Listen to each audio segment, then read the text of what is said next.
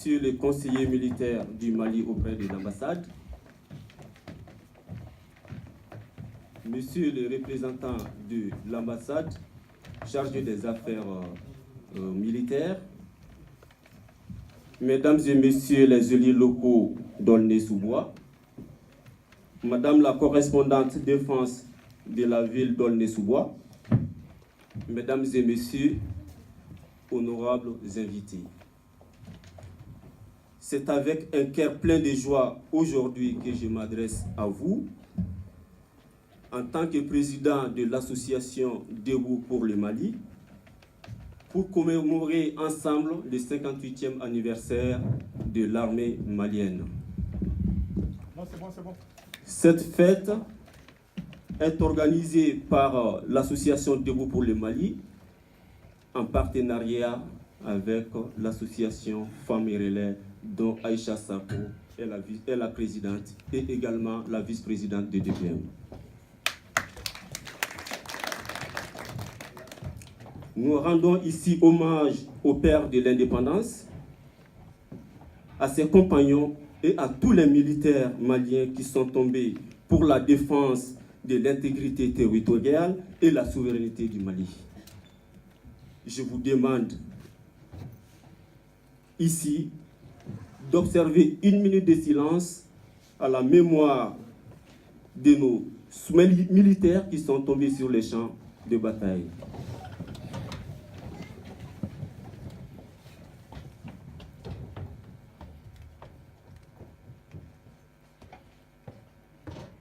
Je vous remercie.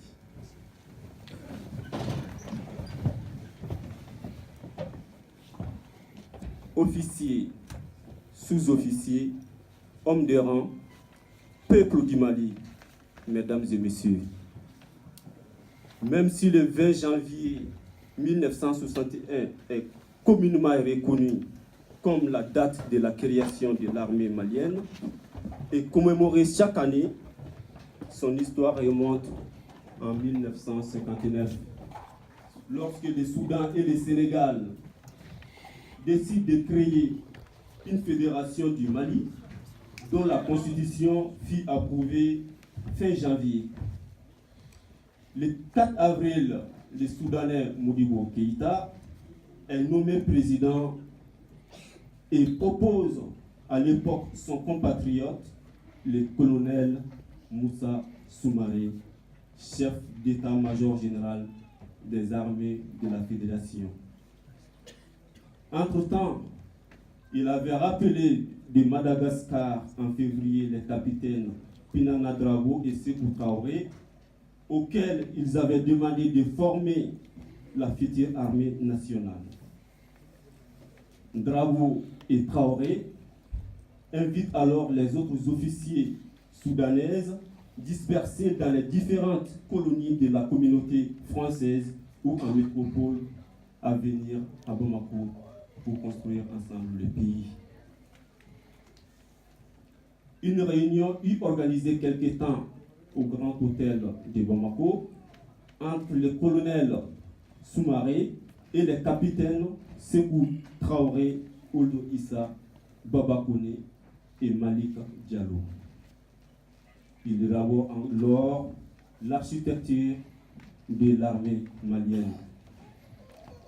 La fédération dont l'indépendance avait été proclamée le 20 janvier 1960 éclate 3 mois plus tard, après des dissensions entre Soudanais et Sénégalais. Repris au Soudan, le président Modibo Keïta et ses officiers proclament alors le 22 septembre 1960 l'indépendance du Mali.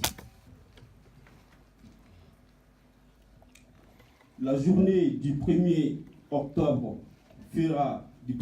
1960 fera dans notre histoire car elle a vu la naissance de notre armée nationale. Le 20 janvier 1961, le président Modibo demande à la France d'évacuer ses derniers soldats des bases militaires du territoire national. C'est cet acte fort par lequel le président Modibo affirme la souveraineté militaire de son pays, qui est retenue comme fondation de l'armée malienne et célébrée chaque année, dont nous sommes là aujourd'hui.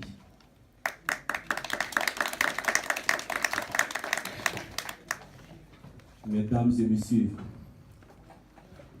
comme vous le savez, le Mali a été face à une crise en 2012, ce qui a fallu le renversement du régime d'ATT.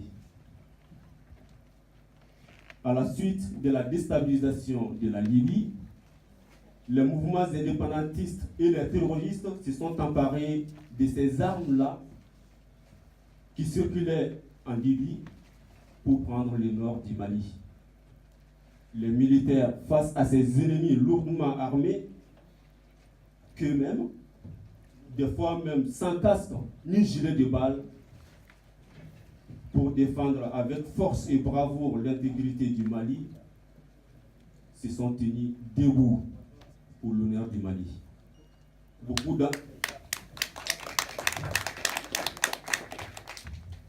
d'entre eux sont tombés et la patrie est fière d'eux et ne les oublie pas. Face à cette guerre multidimensionnelle que le président intérimaire à l'époque, Dioncounda Traoré, a fait appel à la France pour stopper l'avancée des ennemis vers le centre et notamment vers Bamako. Et c'est à partir de ce jour-là que l'armée française a fait son retour sur le territoire malien depuis le 20 janvier 1961. L'opération Serval a été lancée en janvier 2013, dont vient d'évoquer Madame la maire adjointe Dolnier, et par la suite l'opération sous-régionale dénommée l'opération Barkhane. Et cette opération concerne les pays sahéliens, notamment les pays qui ont été cités par Madame la maire adjointe Dolnier. Aujourd'hui, l'armée malienne a plus que jamais besoin du soutien du peuple malien. Nous devons être unis derrière elle, les soutenir et leur faire confiance. C'est cet esprit d'unité et de solidarité qui règne ici dans cette salle, car le Mali, dans toute sa diversité, peu importe leurs orientations politiques, est représenté ici. Et c'est ce message que nous, Association Debout pour le Mali, en partenariat avec Femmes Relais, voulons passer aux Maliens et à leur dire que le Mali a besoin de tous ses fils pour soutenir nos forces armées et de sécurité. Enfin, je ne saurais terminer sans parler du conflit intercommunautaire. Aujourd'hui, comme vous le savez, le Mali fait face à un conflit entre ethnies, notamment entre Peul et Dogon. Les Peul et Dogon ont toujours vécu ensemble depuis des siècles. Et aujourd'hui, c'est même nos parents, nos sœurs qui sont surtout dans l'intérieur du Mali, ont ces problèmes-là. Des fois même, ils ne savent même pas d'où ça vient. Je pense qu'au jour d'aujourd'hui, le Mali a d'autres priorités. Le conflit intercommunautaire, si ce conflit-là persiste, peut nous amener à un génocide. Que Dieu nous préserve de ça. Alors, face à cette situation, l'appel que nous lançons ici, c'est de demander au gouvernement malien de prendre en main ces dossiers. Car tous les Maliens sont Peul, tous les Maliens sont Dogon.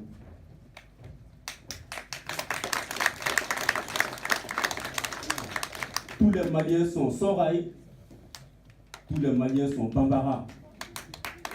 Moi-même qui m'adresse aujourd'hui à vous, je suis de Maman Peul, de beaux-frères Dogon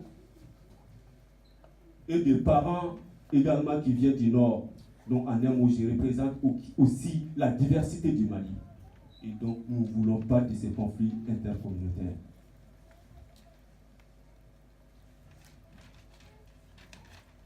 Alors, je vais vous parler un peu de la mentalité des militaires. Comme on l'a dit, le métier de militaire est un métier comme autre métier, où l'on apprend à l'homme à aimer sa patrie, à défendre en cas de guerre. C'est une école où l'homme, mieux que partout ailleurs, à se connaître et à connaître les autres. Il s'y forme physiquement et moralement. Quand il revient dans la vie civile, il est déjà fait aux multiples difficultés de la vie, avec plus de pouvoir à les vaincre et à les surmonter. Mbalimao, encore une fois, en tant que militaire ou fou, en bas au Bakada, du fait que vous êtes venus aujourd'hui fêter cette journée pour commémorer ensemble la fête de l'armée malienne. Et c'est pour envoyer un signal à tous les Maliens, où qu'ils se trouvent, partout dans le monde, que quelle qu'en soit la localité dans laquelle nous vivons, nous devons avoir un esprit malien, penser malien et avoir une pensée toujours à nos militaires qui sont là, qui défendent l'intérêt et l'intégrité territoriale du Mali. Alors nous vous disons merci.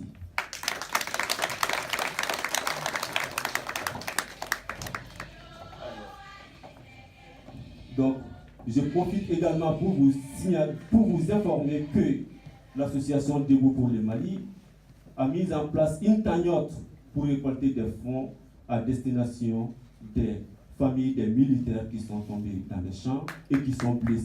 Et cette somme sera achevée par la voie normale aux personnes concernées. Sur ce, je vous dis merci et bonne fête à vous tous.